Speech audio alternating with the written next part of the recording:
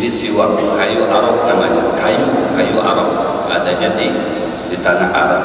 Jadi kayu ini disunahkan untuk dijadikan sikat gigi. Kalau bahasa sekarang siwak itu sikat gigi. Ya, cuman sudah di copy paste jadi sikat gigi biasa kan. Padahal yang sebenarnya pakai ini. Kalau pakai ini kita banyak fadilahnya berkaitan dengan fadilah-fadilah siwak. Ya, diantaranya rakaatan bisiwak khairun min 70 rakaat bila siwak. 2 rakaat kita sholat pakai siwak. Sholat subuh dari 2 rakaat pakai siwak. Khairun min 70 rakaat. Lebih baik daripada 70 rakaat yang tidak melakukan siwak. Satu. Kedua, manfaat siwak ini matharatun lil fam wa muskhitatun lisyaitan wa mardatun lirabb. Bisa mensucikan mulut kita bersih, gigi jadi bersih.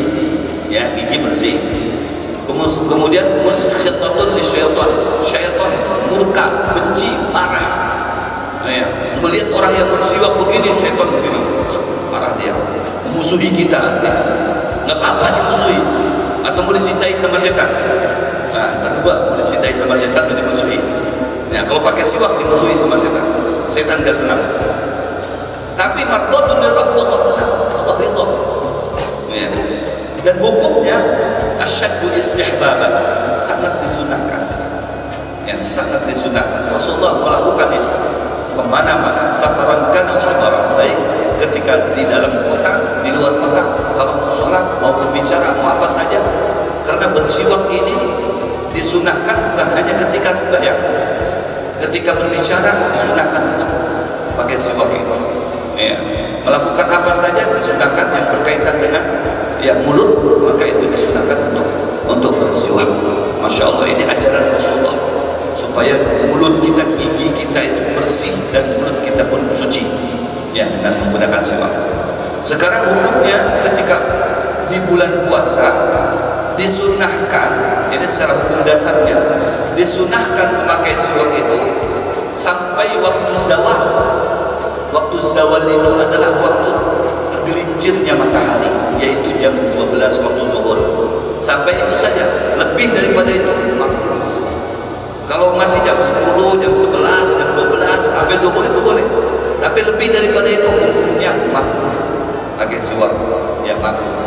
Tapi ikhtara al-Imam Nawawi telah ya keluar daripada pendapat makruh tadi itu. Al-Imam Nawawi lebih memilih kepada sunnahnya. Makanya kalau ada yang tetap memakai siwak, jangan disalahkan, karena ada yang bertanggung jawab di situ. Siapa yang bertanggung jawab? Al-Imam Nawawi. Imam Nawawi itu min ulama Syafi'iyah. Jadi ulama Syafi'iyah juga Nawawi. Imam Nawawi ini yang membolehkan. Banyak Imam Nawawi itu membolehkan. Seperti ketika kita berjual beli itu, jual beli itu secara hukum dasar kalau tidak ada ijab qabul maka rusak jual beli kita itu, artinya menjadi sia-sia jual belinya, tidak berfaedah ya, kecuali ada ijab qabul. Bi'tuka ishtaraitu, saya jual ini, saya beli. Makanya ada akad-akad biasa di pasar tuh, ulun tukarlah, aku jual dia. Nah, itu akad, itu sah jual belinya secara syar'i. Kalau tidak ada ijab qabul seperti itu, berarti tidak ada perbedaan antara kita dengan di luar kita. Ya, tidak ada perbedaan. Islam harus eksis, harus berbeda dalam segala aspek. Ya, karena kita memang yang terpilih. Inna dina indallahi al-Islam. Ya, wa may yabtaghi ghairal Islam dinan falan yuqbal minhu wa huwa fil akhirati minal khasirin. Kemudian Al-Imam Nawawi juga membolehkan di situ kalau sudah jelas harganya, ya seperti kayak di mana itu di mall-mall kan jelas harganya sekali. Itu nggak pakai ijab kabul lagi, seperti kayak barter tukaran begitu, itu membolehkan, sah saja kata jual belinya. Itu Imam Nawawi juga yang menyelamatkan, ya menyelamatkan. Tidak semuanya orang tukarlah, juallah, yang ngerti boleh melakukan seperti itu. Dia dapat sunnah berarti dapat pahala ijab kabulnya. Ya, atau jual beli yang sunnah. Kalau tidak berarti jual belinya yang fasad. Ya.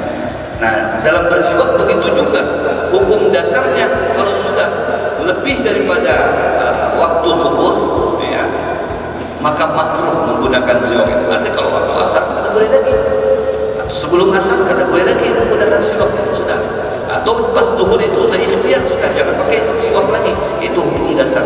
Kalau masih ada yang memakai, berarti dia berkiblat kepada pendapatnya Imam Nawawi yang membolehkan. Ya, tapi itu pun diniatkan bukan untuk menghilangkan bau, karena orang yang berpuasa identik mulutnya bau.